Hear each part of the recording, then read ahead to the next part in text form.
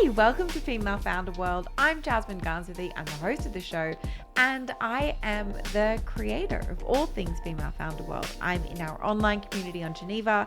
If you've been to one of our in-person events, which is, I would say, what we're best known for, you've probably seen me running around like crazy at the events or moderating a panel. I'm also the person writing a lot of our newsletter. I am in our Instagram and TikTok content. I am doing all the things along with my little team. But if you just heard me rattle off all those things and you're like, hold on, there's a newsletter, or what community are you talking about? Make sure you jump into the show notes right now and go over to those resources because yeah, we have a podcast, but we have a lot of other amazing content and resources available for you as well. Okay, on to today's episode. I'm interviewing the co-founder of Obé Fitness. Her name is Ashley Mills, and they are a fitness platform that is probably best known for their live classes. They also have on-demand sessions, and they became a pretty big deal during 2020 for I guess pretty obvious reasons. You know, that's when I discovered them. I was doing like some boxing workouts and some Pilates sessions at home, and I was paying like $20 a month. I think now they have more than 10,000 classes available on demand. They are a pretty sizable player in this fitness space, and Ashley really built the business through celebrity and influencer partnerships, through brand to brand partnerships, and by using a test and learn approach to create an awesome product. I feel like we all have a lot to learn from Ashley. She's a pretty impressive founder, and like all of the folks we get on this show, she is sharing the practical stuff so that you can replicate her success as well. All right, let's get into the show. You are now entering Female Founder World with your host, Jasmine Garnsworthy. Ashley, welcome to Female Founder World. Thanks so much for having me. I'm excited to be here. I'm a long-time follower of all of the great things that you're doing, Jasmine. So excited to be here. Thanks again for having me. Yeah, I've seen your name come up in the Geneva group, so it's great to actually be able to chat. And I know that we've connected a million times in the past and been wanting to do this show for. But for people who don't know Obé Fitness, your business, I'm a user, but maybe not everyone listening to the show is. What are you guys building? Yeah, we are a digital fitness platform bringing best-in-class fitness offerings to people everywhere. So it really started back actually as a side hustle. My business partner, Mark Millette, and I were talent agents at CAA, and we spent so much of our 20s and part of our 30s spinning and sculpting and doing all of the boutique fitness classes in New York, and we would travel a lot together and do like early morning classes, and we're just like always in love with the instructors and the experience. And so we really wanted to democratize that experience and bring it to more people. And so this is pre-COVID. This is March of 18 is when we launched the business. We left our corporate jobs just before that. And we launched with live and on-demand classes. And then over time, we've added on a lot of programs. We're beta testing a one-to-one product. But the goal and the point of view is really around this idea of entertainment. So it's where entertainment and fitness meet. We try and create like very immersive and fun experiences that are also obviously very effective with the goal of getting people to come back. Because when you think about fitness, that's the hardest part about fitness is consistency. And how do you create the accountability early in the journey to get that person to become a fitness person? That's what we hear so often is that, maybe if you were an athlete in high school or, whatever the case may be, you might already have a fitness habit and you really like understand how to listen to your body and know what your body needs. But then for those who didn't necessarily have that experience and they know that they should exercise and they want to exercise, but they just have a really, really hard time doing it. I think we're like the perfect solution because we have so much variety. We really like hold your hand through the process throughout the life cycle of our company. We've really tried to figure out what are these ways that we can bring new members onto the platform in a way that doesn't feel overwhelming and gives them like the tips and the tools that they need to create that fitness habit. It's a really immersive and fun platform. There's 25 different class types. There's 15 programs. And we're always like launching really new, fun, exciting class types. So this year we launched step aerobics, which was like awesome. Both my partner and I, we grew up in the 80s with our moms doing like Jane Fonda and Richard Simmons in our basement. So we knew that like that kind of experience could be really fun. And so that was like we weren't thinking like, oh, this is going to be this like big revolutionary thing, but it actually was. And people have really taken to step. But it's just like, it's such a fun kind of like low impact class type that really gets your heart rate up and lots of strength training. Very cool. I kind of want to like dig into a little bit about what the business model looks like. So people subscribe to the platform. You have your talent who are these fitness instructors, but they're not just fitness instructors. They're like very, I don't know, and it's like many little celebrities. I feel like within the platform, like you have folks that you follow for sure. I have certain classes that I like to go to, and they are contractors, and everything is live. It looks like it's filmed in a studio. How does that all work? Our studio is in Dumbo in Brooklyn. So right over the Brooklyn Bridge where everyone takes that photo. That is, we're right above the Sweetgreen. So our office is there, and that's where we shoot all of our content. Our production starts everyone gets there at 5:30. The first live class is at 6 a.m. And really the idea of like doing things that early is so that people who want to take a live class, who want that accountability, they want to hear their name called out, they want to know that they're working out in real time with other people, they can work out at the times that are right for them. So we start at 6 and we go until like late afternoon. And then on some days we do evening classes as well. So it's a pretty amazing kind of like, it's the Willy Wonka of fitness content. And so that's how kind of like the production works. We have this really immersive set that was inspired by James Turrell and Dan Flavin, two incredible contemporary artists. And the goal with our set is that, the lights shift and change color. And the idea behind it is that we can help to take you, out of like your space. So like think of, if you're working out in a basement, you're working out in whatever the space is. It's really meant to take you out of that space and sort of transport you in this other world, in this other universe, so that you can like get into the flow state and you can get all of the mental health benefits of a great workout. Okay, so you're running basically a production business as well as like a tech business. Yes. Well, there's a lot of business. Yes. So, and there's also like the subscription piece. So to your point, it is a subscription service. We have monthly and annual plans. We also have a shop component. We have Athleta as the female apparel company. They are a strategic investor and we do lots of collabs with them. So there's also kind of like the e-com component. And then we do a ton of partnerships. Partnerships are really our way of getting our voice into market and getting in front of new audience. And so with those partnerships, sometimes those are barter deals, sometimes they're paid, but they're really incredible sort of partnerships that like require a team. So when you think about our platform, it's like, oh, digital fitness, but it's so much more than that. It is subscription, it is brand, it is tech, it is all of those things. So we've got our work cut out for us. We've got a free workshop for you besties. It's all about how to win on TikTok in 2023. I'm sure you know by now that you need to be investing energy into TikTok right now, but maybe you don't know how to be strategic on the platform because digital marketing is shifting all the time. I get it. And that's why we're putting on this workshop in partnership with TikTok with a real TikTok expert that's all about how to develop your organic and your paid strategy in 2023. Hit the link in the show notes to sign up and score your free spot. I can imagine that when you kind of had the idea for this business, one of the things maybe that would have come to mind is like more of a fitness marketplace. You let people come on and sell their own classes and then you're not responsible for the production. And that from the outside, that sounds like a way easier thing to kind of get off the ground and test. Why did you decide not to do that? Yeah, it's a great question. With our backgrounds as people in the entertainment space, we know how hard it is to create a great experience. And there's lots of people who can create classes in their homes, but the issues with that are the audio quality is not great. They can't use popular music, the lighting and all of the necessary things to create this really compelling piece of fitness content that makes it easy to understand what the movements are and like really feel connected to it, are very, very hard to accomplish in those sort of settings.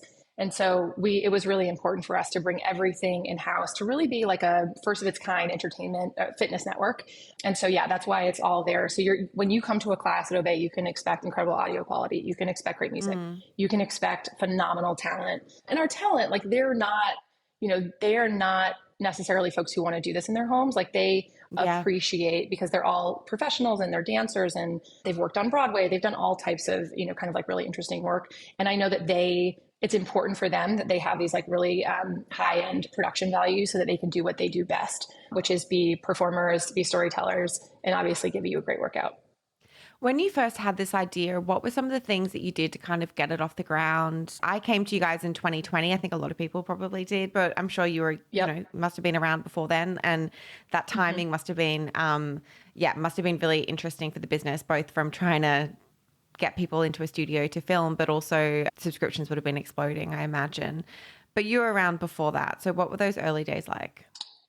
Yeah, we were. So we did a lot to really like understand and figure out what was the business that we wanted to build and how are we going to like execute on it.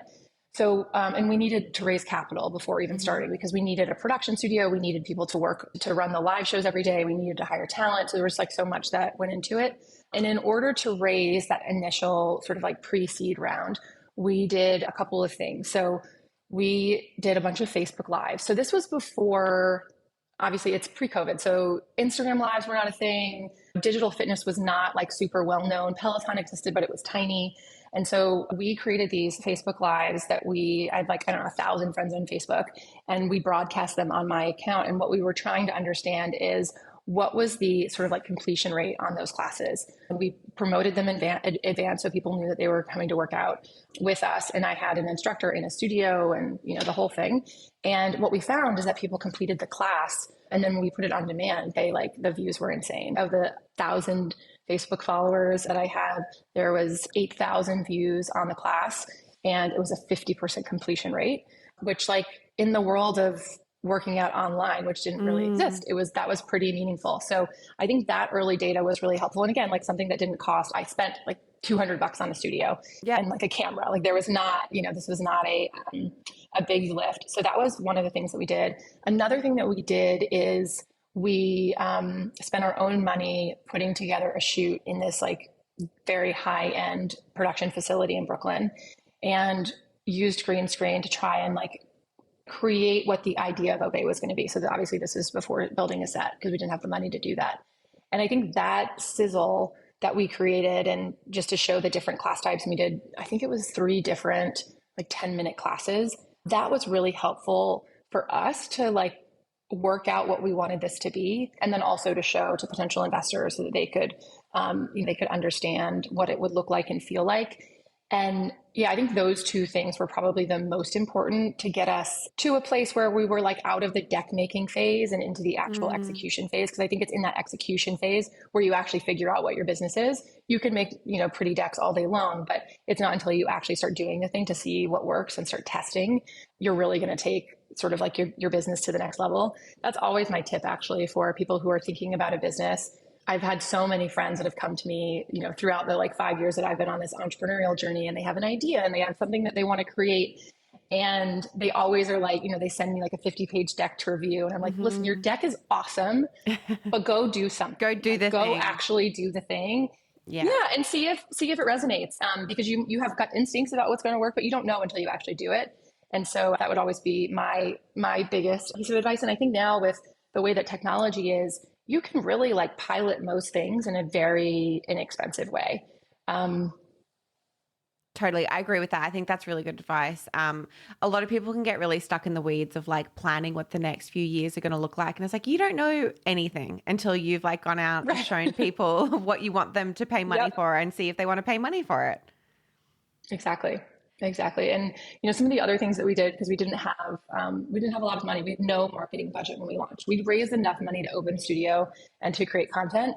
And so from there, we, obviously coming from the entertainment world, we had lots of sort of celebrity and influencer relationships. And we reached out to those people to be part of our early beta, to give us feedback. Because these were all people who love fitness. They, they like us, were in that kind of like boutique fitness scene.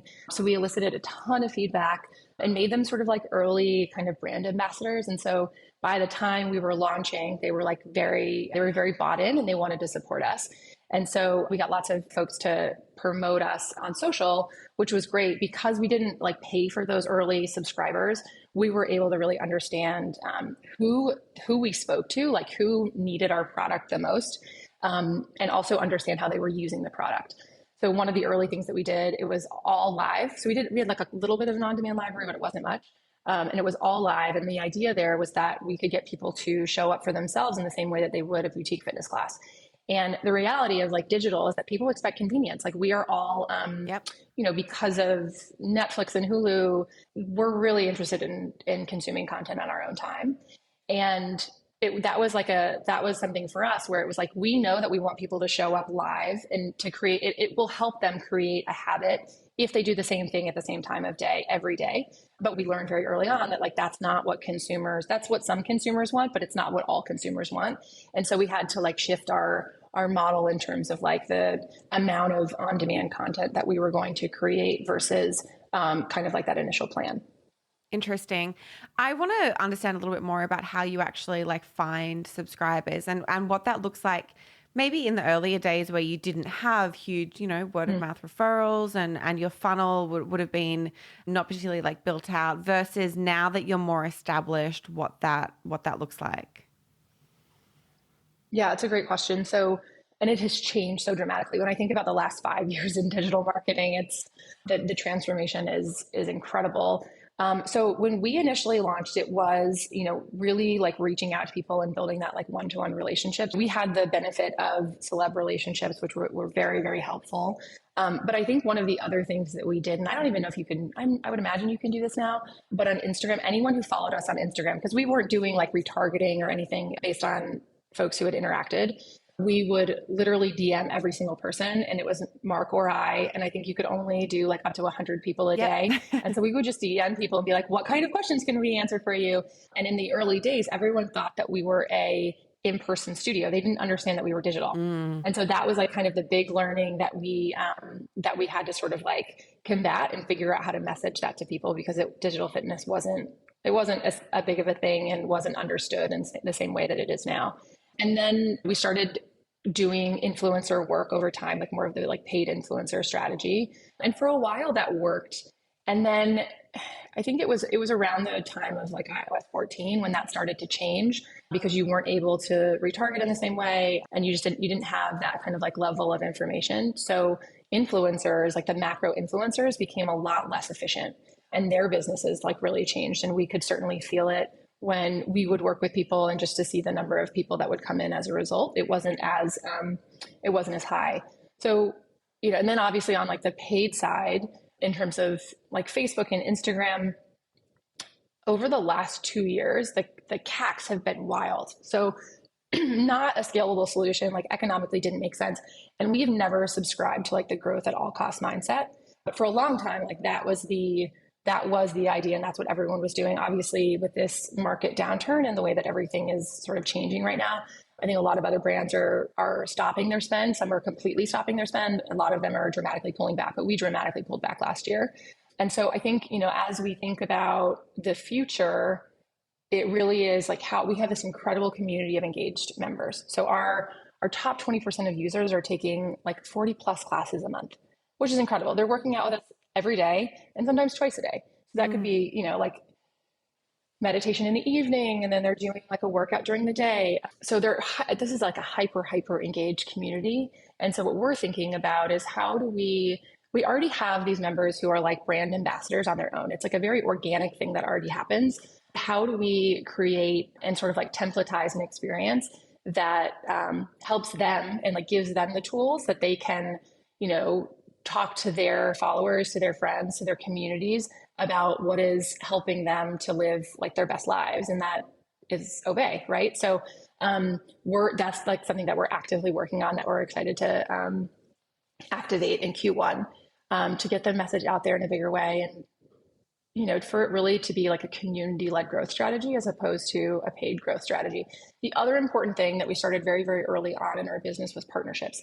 So because we didn't raise and we didn't have a marketing, or we raised, but we didn't raise enough to have a real marketing budget, we went to our networks and found really incredible companies that we could partner with. So very, very early, we partnered with WW, we partnered with Athleta, we partnered with Samsung, we partnered with lots of like young female founded companies to figure out how we could get our content out in front of people. And those have been some of our most meaningful relationships throughout the course of the last 5 years. And those relationships have obviously they've changed, and we've tried like lots of different things over that time period. But yeah, partnerships are still like a massive part of our strategy. So Like as an example, we partner with a lot of studios for film releases. So as if, for instance, this was like a pinch me moment coming from the entertainment space, but we partnered with Disney Plus on West Side Story. Oh, wow. When they were launching that. And so we had our instructors were like dressed up as sort of characters from West Side Story. And we did like a shoot all around Brooklyn. Our creative actually had to be approved by Steven Spielberg. So it was like this like total pinch me, this is the coolest moment ever. So we've done stuff like that. We worked with Disney Plus on Cruella. We worked with HBO Max when they launched Sex and the City on their platform, and Game of Thrones. So like the Game of Thrones workouts were amazing. They were these like hardcore, like tough workouts. And so, yeah, I think looking for partners like in interesting ways and thinking a little bit differently about how we market, I think is really, really important.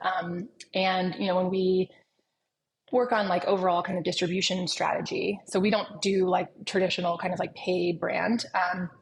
It's just too expensive and we can't compete, especially with the competitors in our space that are flush with VC cash, and we are not. We did a partnership this year with American Airlines. So we're in all American airline flights, and we created this like really immersive fun content that's specific for flying. So it's like stretches you can do in your seat. It's, sort of journaling. There's a lot of people who their only sort of like quiet time is on a plane. And so we get them, we get them really great content so that they can think about the things that are going on in their lives, and, how can they like take a moment for themselves on a flight. And they're sort of organized by like the early morning flight, the afternoon flight, the evening flight. So it really fits in with, how you're working out. And we're actually about to launch a partnership with Lincoln Motor Company. And it was a really, really cool shoot where we took a Lincoln Navigator and we created workouts that you could do in the car. So think like a meditation with your eyes open, obviously, if you're like waiting in line to like pick up your kids from school, or something that you could do on the back of the car. So if you and your friends are somewhere together and you have a little bit of time to kill, like what is this workout that you can do so you can sort of like multitask. But it was just like really fun, like beautiful immersive content. But yeah, we think about how do we create movements in all of these sort of different places so that we can meet consumers where they are, and we can provide value. That is so smart. I'm listening to all of these brands that you've partnered with, and it sounds like they're really customized, very considered, thought out kind of partnerships that you're producing. What is the process of landing a partner like that? Like, who on the team is managing that? And are you out, like, is it cold outreach? Do they find you? Is it just someone in your network? Like, how does that happen? Yeah, no, it's a great question. I think so in the early days, my business partner and I, we were the whole team. We were doing social, we were doing, business development. We were never doing production, but we were certainly in the production studio. But yeah, we were doing all of the different roles. And so in those early days, that's when we brought on the Samsung partnership and Athleta and all of these different folks. We really just like worked our networks. And I think based on the success of those partnerships, brand folks talk and they know who is like effective and efficient with spend, et cetera. So a lot of people started reaching out to us. So then it became more of an incoming call business where we would say no more than we would say yes. And we've really focused on like partnering with like great blue chip brands that, where there was like a really interesting intersection. So we would never we wouldn't do anything that's like not great for you or something that like didn't make sense in our category. Everything that we do like really has to make sense for the brand, because again, that is our brand play, as well as, a way of getting in front of and acquiring consumers. So now we have a brand team. It is a small but mighty team. They're incredibly talented and they know all of the different agencies, and, they have a lot of like brand relationships as well. And I think because we are, we're written about a lot in the different trades and podcasts, and different, panels, et cetera. People have heard about us at this point. So I think a lot of people, when they're thinking about how do we go after this, like 25 to 54-year-old female audience, where are those people and what are the brands that they connect with every day? And Obé comes top of mind. So naturally, I think there's a lot of opportunities that are coming to us these days. Very cool. I want to talk about like growing a team and finding talent, because when I look at the business, I'm like, okay, there's clearly like two ways that you're thinking about it. There's like the head office team, and then there's the talent that are leading the classes. And I'm sure that the hiring process is like quite different for both of those. For the talent side, like to me, it's like you're hiring literally talent. You're hiring in the same way that people would try and hire for like a TikTok content creator who's like a star, you know? How do you find Exactly. people like that? Yeah, so we casting is really important for us, and our audience loves newness. So we're always thinking about like who is this like really interesting voice that is not yet represented on our platform. Hmm. So we actually have someone whose sole job is to scout talent. So she's like looking on Instagram all the time. She's looking to see like who in what sort of areas is really like popping on, whether it's the boutique fitness scene or they're doing interesting stuff in digital. So yeah, we find people in all kinds of ways. In the earliest days, my partner and I were doing all the casting because that's what you do as an early stage Yeah. founder. And we would just reach out to people on Instagram and we would say, hey, we're former talent agents and we're launching this like really interesting digital business. Like, will you meet with us? And I'm sure it was like creepy to a lot of people. And so if they didn't respond, we would just like keep reaching out or like find someone who knew them because the world is pretty small. Yeah, so that's still we do all types of things to get in front of people and to hire great talent that we know is going to be impactful for our audience. And then on the question of sort of the corporate team, that obviously is pretty different. So when we are like hiring folks, in the early days, it's in the earliest days, we really focused on generalist because we didn't have the ability to like hire a lot of people because we weren't set up to have a big team. It didn't have the capital to do it. And so we were looking for generalists who knew a lot about a lot of different subject matter. And then over time, as the business got bigger and started to scale, then it became kind of, we were really looking for subject matter experts. And yeah, I think now in this environment where we are, we have to, all just because who knows what like the future of fundraising will be. And our category specifically, we were the darlings of COVID. And then, now because of some of our competitors, like with their valuations that are public companies, et cetera, it just means that like investors don't look at our category as favorably. Yeah. And so I think what we're thinking a lot about is like, how can we make sure that like we have a very sustainable business model, that we have the right people in the right jobs that are going to like really be able to set us up for this next phase of growth. And I think in these moments, people become a little bit more of a generalist, like they have an expertise in something, but they also have to take on other parts of the business, which if you're someone who is like, really interested in like being an entrepreneur yourself, I think like a time like this and an environment like this is super interesting because you learn about so many other parts of the business that you wouldn't necessarily have access to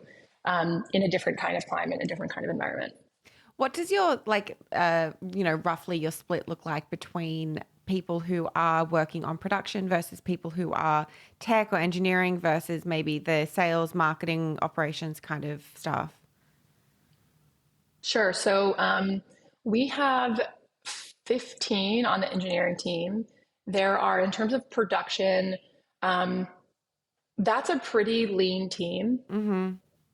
maybe five, maybe a couple more. We have some freelancers in there too. Yeah. And then, we've got like 25 instructors. And then on the more corporate team, so that is marketing and ops, et cetera, there are 40-ish people. So it's a pretty big team, but I think, to what you mentioned earlier, like our business really is it's like a lot of things. It's not just one thing. Like we can't just be good at tech or we can't just be good at marketing. And so, yeah, I think just based on like kind of like how our business has scaled and where we are now, it's really important that we have like really strong teams and enough people to do all of the incredible work. Because every partnership, every launch, everything, it's really like labor intensive to get that stuff off the ground. I could talk to you forever about this, and especially like in the wake of everything that's gone down at Peloton, I'm sure that's just like influenced the way that, your access to capital and how you've been thinking about the business. Did you see a massive shift in sentiment towards what you're building around that time, or like how have you handled that? Yeah, so I think one of the things that I didn't understand coming into like my entrepreneurial journey is like how much like market changes really would affect your business. So Yeah. when we initially raised, it was, it's interesting because when we initially raised in like 2018, 2019, the investors that came in were really excited around this idea of like content, community, and commerce. And like that's how they saw our business. And then but it still was hard to raise. Like your first round is the hardest to raise because you don't really have anything to show other than like, you know, in my case, a sizzle and some Facebook data. And then in the next phase of fundraising, this was like in the, you know, COVID growing by leaps and bounds. But what we were hearing from investors is like, you need a piece of hardware. Like we have best in class retention in our category. Interesting. Yeah. But they were like, but you need hardware because that's when, you know, all of these other companies that were in that space were raising at like crazy valuations. And then like fast forward to now with the sort of the Peloton stock and a lot of the other competitors, like with the, you know, iFit didn't have a great IPO or their whole sort of IPO situation, and others that tried and weren't successful.